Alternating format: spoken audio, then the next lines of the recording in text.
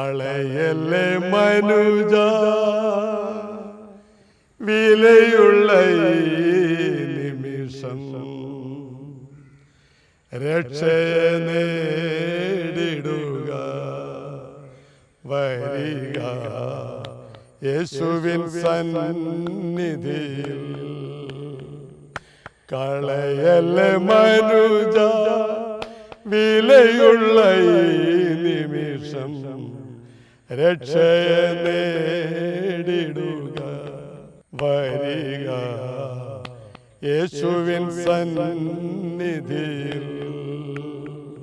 മാനസാന്തരത്തിന്റെ പുതുപടവുകൾ കടന്ന് ക്രിസ്തുവിൽ പുതുസൃഷ്ടികളായവരുടെ ജീവിതാനുഭവങ്ങൾ പങ്കുവയ്ക്കുന്ന മാനസാന്തരത്തിന്റെ പടവുകൾ പ്രോഗ്രാമിൽ ഇന്ന് നാം പരിചയപ്പെടുന്നത് തിരുവനന്തപുരം ജില്ലയിൽ നെടുമങ്ങാട് താലൂക്കിൽ ഉഴമലക്കൽ സ്വദേശി ഭുവനചന്ദ്രൻ നായരുടെ ജീവിതാനുഭവങ്ങളും സാക്ഷ്യങ്ങളുമാണ്. ഇന്നു നീ ആസ്വദിക്കും ആനന്ദ ജീവിതം, പുരാതന ഹൈന്ദവ നായർ തറവാട്ടിൽ ജനിച്ച് ഹൈന്ദവ ആചാരങ്ങളിലും അനുഷ്ഠാനങ്ങളിലും ജീവിതം തുടർന്ന ഭുവനചന്ദ്രൻ നായർ സുവിശേഷകൻ പോൾ ബി ചന്ദ്രനായി മാറിയ അനുഭവ സാക്ഷ്യത്തിലേക്ക്.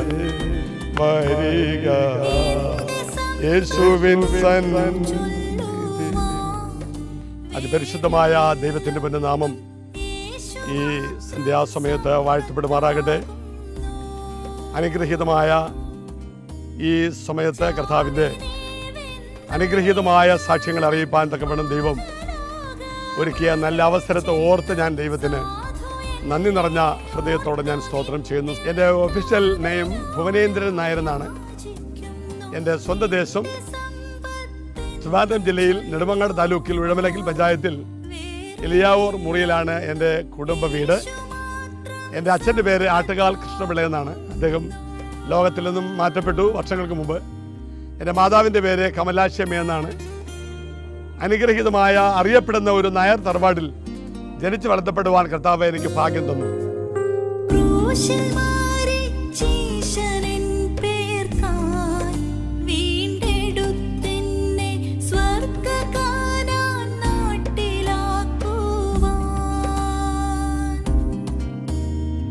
കൗമാരകാലത്ത് തന്നെ കഥാപ്രസംഗ കലയിൽ പ്രാവീണ്യം നേടി വിൽപ്പാട്ടിലും പ്രാഗൽഭ്യം തെളിയിച്ചു.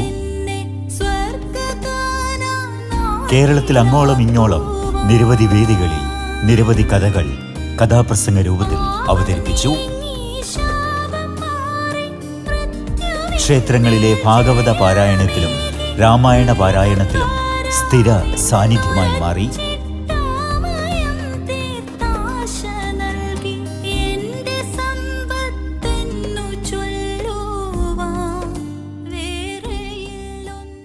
സാക്ഷ്യത്തോടുള്ള ബന്ധത്തിൽ 2 വാക്യങ്ങൾ ഞാൻ വായിക്കാൻ ആഗ്രഹിക്കുന്നു.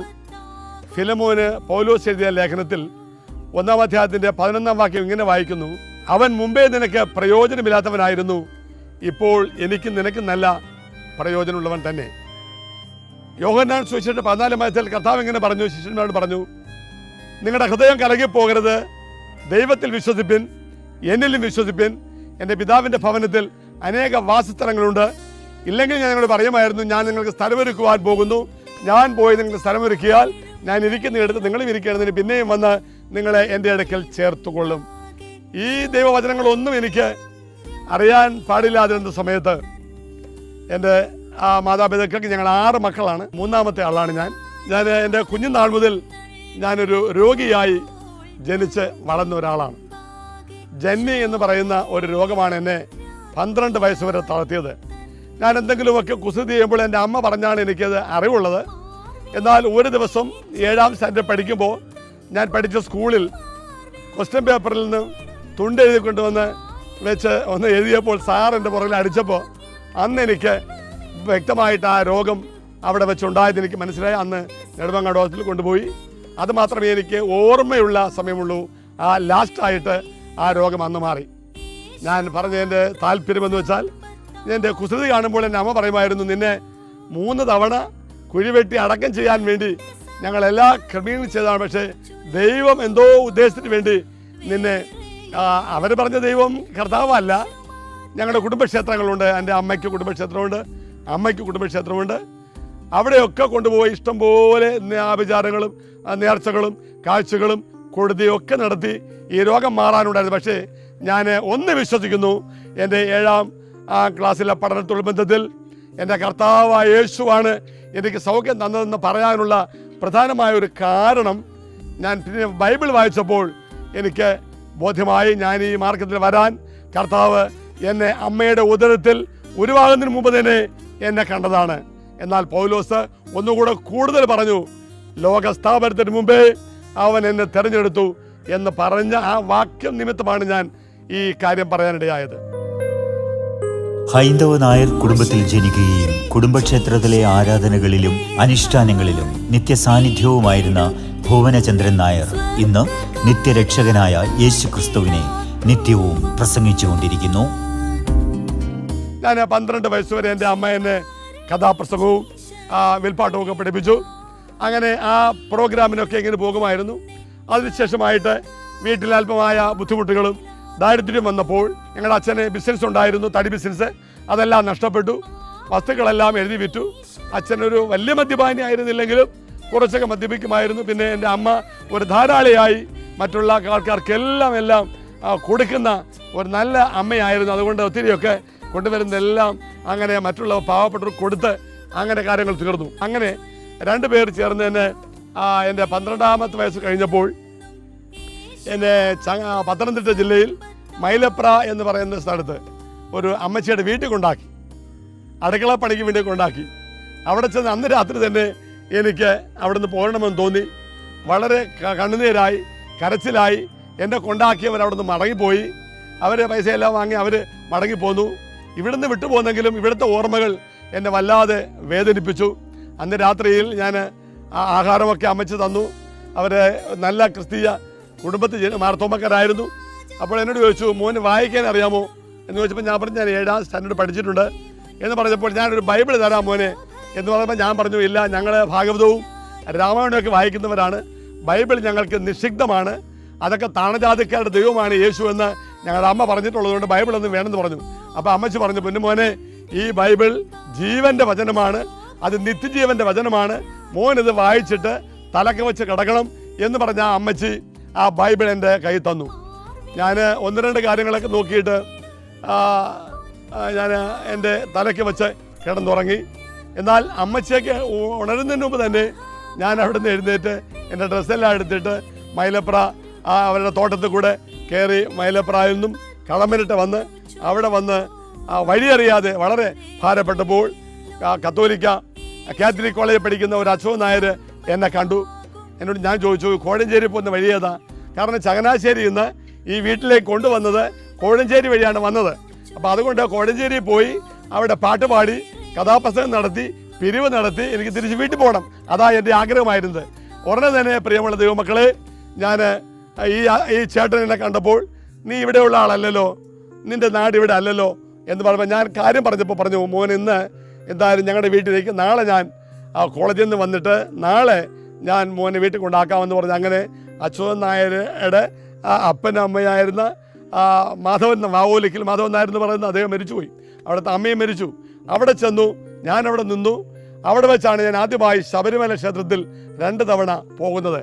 പ്രിയമുള്ള ദൈവമക്കളെ, അതിനു മുമ്പ് കഥാപ്രസംഗം, നാടകം, അവിടെ ചെന്നും പല അമ്പലങ്ങളിൽ ഭാഗവത പാരായണവും രാമായണ പാരായണവും ഒക്കെ ചെയ്ത് അങ്ങനെ ആയിരുന്നെങ്കിലും കർത്താവ് എന്നെ തേടി എൻ്റെ പുറകെ വന്നെന്ന് ഞാൻ പൂർണ്ണമായി ഓർക്കുകയാണ്.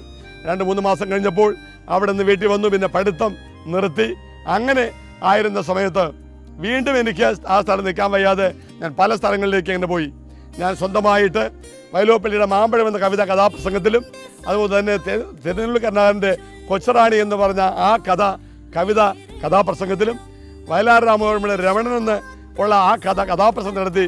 കാസർഗോഡ് മുതൽ നീലേശ്വരം, കാഞ്ഞങ്ങാട്, പയ്യന്നൂർ, കണ്ണൂർ, തളിപ്പറമ്പ് അങ്ങനെയുള്ള എല്ലാ സ്കൂളുകളിലും കോളേജുകളിലൊക്കെ ഞാൻ എൻ്റെ കഥാപ്രസംഗനായിട്ട് അങ്ങനെ ജീവിച്ച അനേക വർഷങ്ങൾ അങ്ങനെ കടന്നുപോയി. തീക്ഷ്ണമായ ജീവിത പ്രതികൂലങ്ങൾക്കും പ്രതിസന്ധികൾക്കും രോഗങ്ങൾക്കും നടുവിൽ ഭയന്ന് വിറച്ച് അന്ധകാരബന്ധിതനായി ആത്മഹത്യാ മുനമ്പിൽ നിന്ന് ജീവിത നിമിഷങ്ങളൊന്നിൽ പ്രകാശധാരയായി ദർശനത്തിലെത്തിയ ക്രിസ്തു വെളിച്ചത്തെ പിന്തുടർന്ന ഭുവനേന്ദ്രൻ നായർ ഇന്നും ആ യാത്ര തുടരുകയാണ്.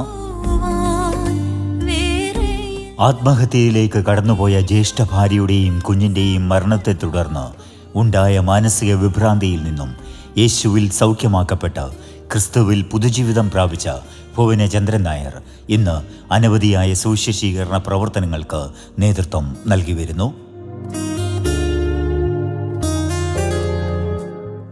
ജ്യേഷ്ഠൻ്റെ ഭാര്യ ഒരു രാത്രിയിൽ സ്വന്തം കുഞ്ഞിനെ എടുത്തുകൊണ്ട് സഹിക്കാൻ വയ്യ, ജീവിതത്തിൽ ഭാരം ഏറിയതുകൊണ്ട് കരമനയാറ്റിൽ ചാടി മരിച്ചു.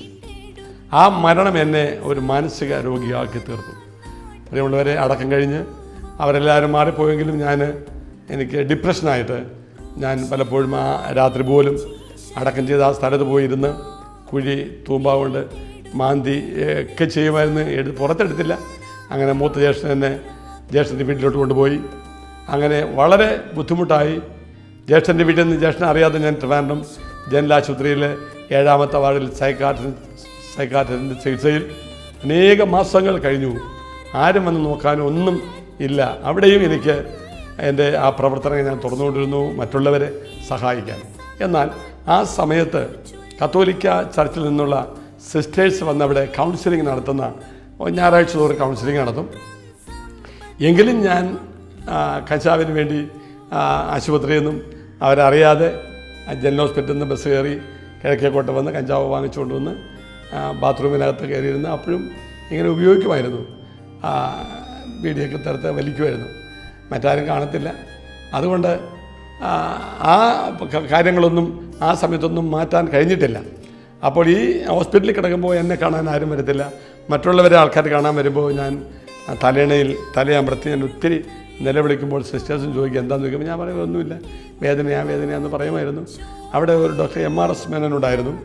അദ്ദേഹം പറഞ്ഞു, ഇത് പെട്ടെന്നൊന്നും അങ്ങനെ മാറുന്നതല്ല, ഇത് ഒത്തിരി നാളുകൾ കഴിയുമ്പോൾ അത് താനെ മാറിക്കൊള്ളും എന്ന് പറഞ്ഞുവെങ്കിൽ എനിക്കത് വിശ്വസിക്കാൻ കഴിഞ്ഞില്ല. അവിടെ നിന്ന് നാട്ടിൽ വന്ന് ഒരു 1985 ഞങ്ങൾ താമസിക്കുന്ന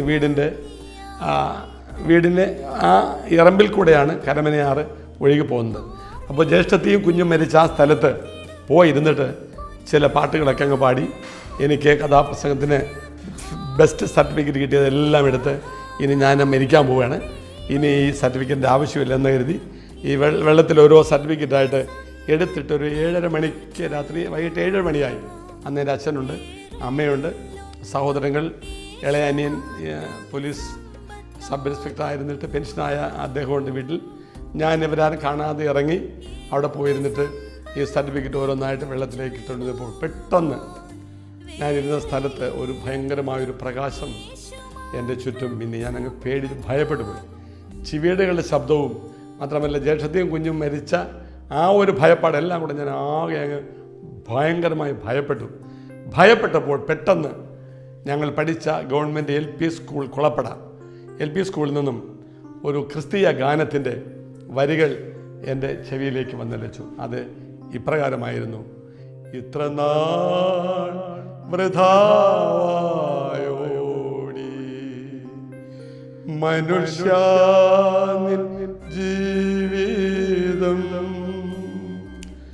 ലോകത്തിൻ്റെ ഇൻപം തേടി നടന്നു നീ ഈ വിധം. ഇന്നു തന്നെ യേശു നിന്നെ രക്ഷിപ്പാനായി കാക്കുന്നു. ഭയം വേണ്ട, ശങ്കിക്കേണ്ട, വായവങ്കൻ നീ. ഭയം വേണ്ട, ശങ്കിക്കേണ്ട, വായവങ്കൻ നീ. ഈ പാട്ടിൻ്റെ വരികൾ കേട്ടപ്പോൾ എൻ്റെ ഹൃദയത്തിൽ വളരെ ഒരു സന്തോഷമായിട്ട് ഞാൻ അവിടുന്ന് കുറച്ച് മണലെല്ലാം കൂടെ വാരി സർട്ടിഫിക്കറ്റ് പുറത്ത് വെച്ചിട്ട് കയറി വീട്ടിൽ വന്ന് ഷർട്ട് എടുത്തിട്ടപ്പോൾ എൻ്റെ അച്ഛൻ എന്നോട് ചോദിച്ചു, ഭുവനേന്ദ്രൻ എവിടെ പോകുന്നു രാത്രി എന്ന് ചോദിച്ചു. ഞാൻ പറഞ്ഞു, എനിക്ക് സമാധാനമില്ല, എവിടെയോ ഒരു പ്രസംഗമാണെന്ന് തോന്നുന്നു ക്രിസ്ത്യാനികളുടെ, അവിടുന്ന് ഒരു പാട്ട് കേൾക്കുന്നു, ഞാൻ അവിടെ പോയി അല്പസമയം അവിടെ പങ്കെടുക്കാം എന്ന് പറഞ്ഞപ്പോൾ അച്ഛൻ പറഞ്ഞു, അത് താണജാതിക്കാരുടെ ദൈവമാണ് അവിടെ പ്രസംഗിക്കുന്നത്. നമ്മുടെ ദൈവം, നമുക്ക് ദൈവങ്ങളുണ്ട്. എൻ്റെ ക്ഷേത്രത്തിലുണ്ട്, അമ്മയുടെ ക്ഷേത്രത്തിലുണ്ട്, ഇവിടെ ക്ഷേത്രങ്ങൾ ഒത്തിരി നമ്മുടെ കുടുംബത്തിലുണ്ട്. അവിടെയൊന്നും പോകരുത്, നാണക്കേടാണ്. കാരണം നീ അവിടെ പോയെന്ന് പറഞ്ഞാൽ എൻ്റെ പെങ്ങന്മാർക്ക്, സഹോദരിമാർക്ക് രണ്ടുപേർക്കും വിവാഹം നടക്കത്തില്ല. അതുകൊണ്ട് അച്ഛൻ അങ്ങനെ പറഞ്ഞപ്പോൾ എനിക്ക് പെട്ടെന്ന് ശരിയാണല്ലോ എന്ന് ഓർത്ത് ഞാൻ വീണ്ടും അവിടെ പോയിരുന്നു. ഒരു 10 മിനിറ്റ് കൂടെ കഴിഞ്ഞപ്പോൾ ആ പാട്ടിൻ്റെ വരികൾ വീണ്ടും എൻ്റെ ഹൃദയത്തെ ആകർഷിച്ചു. കൈക്കൊള്ളാതെ തള്ളുമെന്ന് പൊട്ടും വേണ്ട സംശയം, രക്ഷിതാവ് ഇന്നു നിന്നെ സ്വന്തമാക്കി തീർത്തിടും, ഇന്നു തന്നെ യേശു നിന്നെ രക്ഷിപ്പാൻ കാക്കുന്നു. ഭയം വേണ്ട, ശങ്കിക്കേണ്ട, വായവങ്കൽ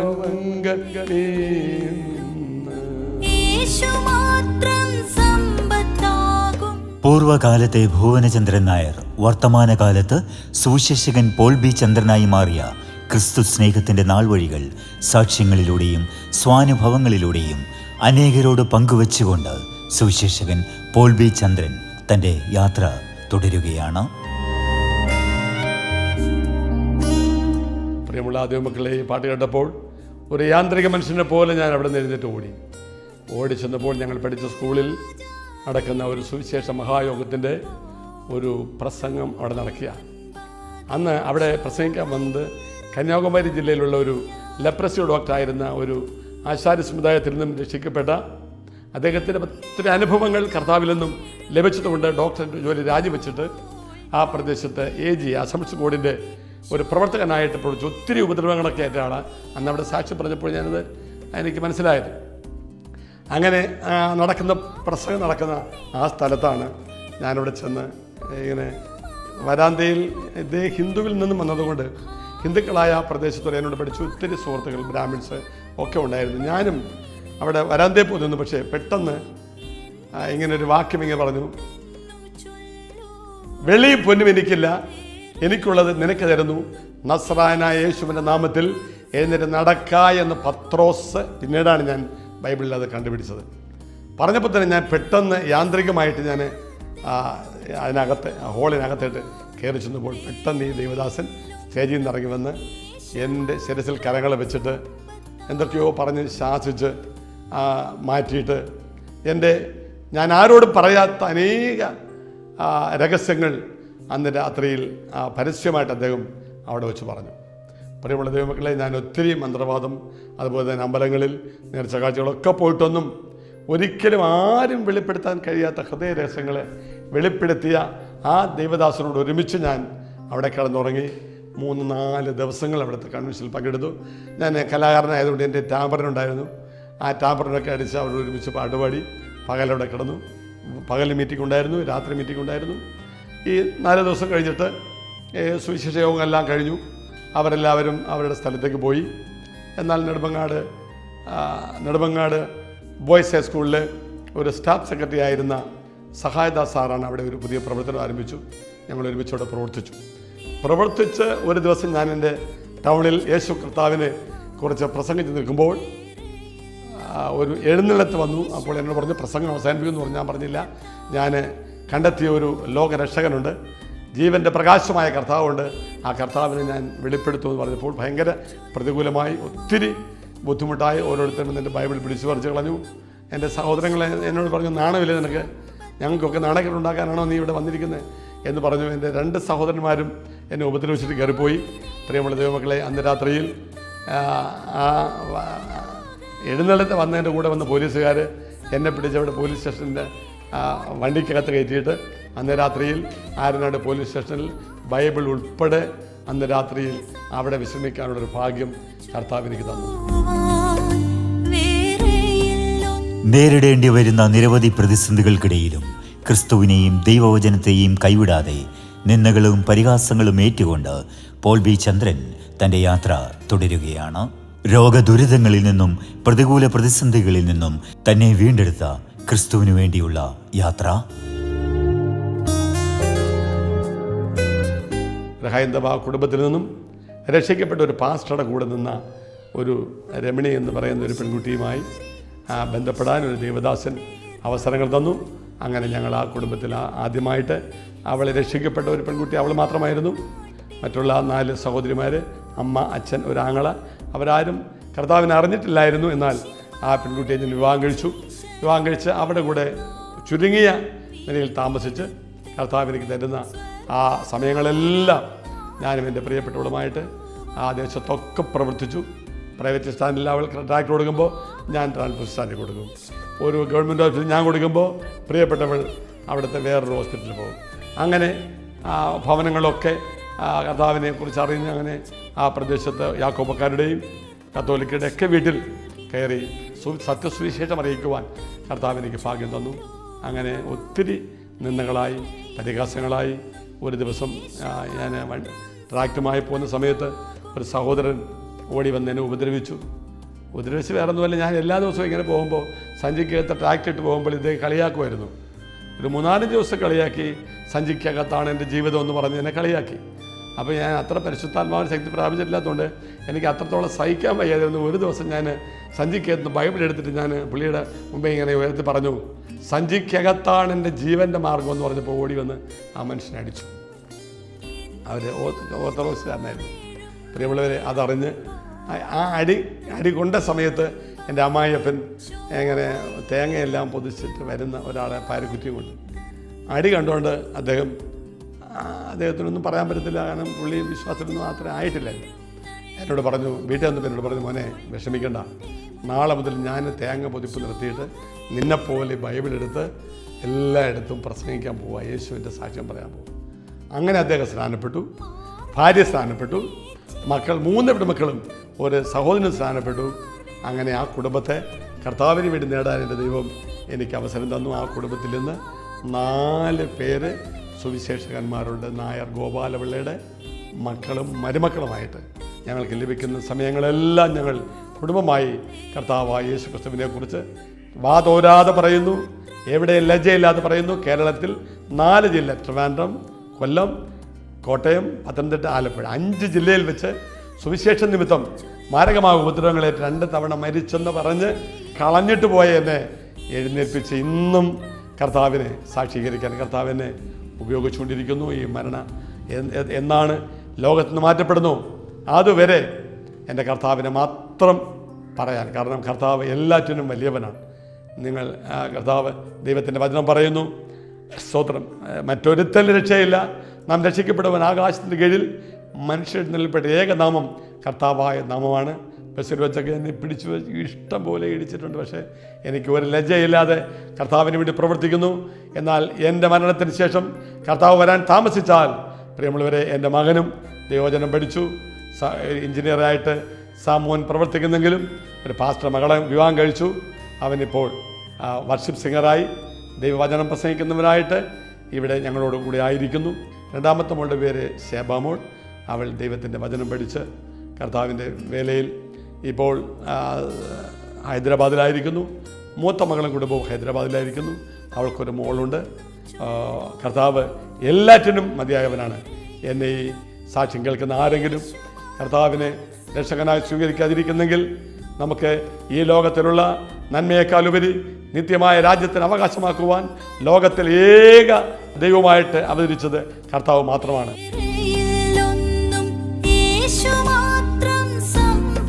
നാൾതോറും തെരുവോരങ്ങളിൽ നിന്നും പരസ്യയോഗങ്ങളിലും സുവിശേഷ യോഗങ്ങളിലും ക്രിസ്തുവിനെ പ്രസംഗിച്ചുകൊണ്ട് അനേകം ആത്മാക്കളെ ക്രിസ്തുവിലേക്ക് നേടുവാനുള്ള പരിശ്രമത്തിലാണ് പോൾ ബി ചന്ദ്രൻ. നിരന്തരമായ പ്രതികൂലങ്ങൾക്കും പ്രതിസന്ധികൾക്കുമിടയിൽ ക്രിസ്തുവിന് വേണ്ടിയുള്ള യാത്ര തുടരുകയാണ് സുവിശേഷകൻ പോൾ ബി ചന്ദ്രൻ. താൻ രുചിച്ചറിഞ്ഞ ദൈവസ്നേഹത്തിൻ്റെ തണലിലേക്ക് അനേകം ആത്മാക്കളെ നേടുവാൻ വേണ്ടിയുള്ള വിശ്രമമില്ലാത്ത യാത്രയിലാണ് ഇന്ന് സുവിശേഷകൻ പോൾ ബി ചന്ദ്രൻ.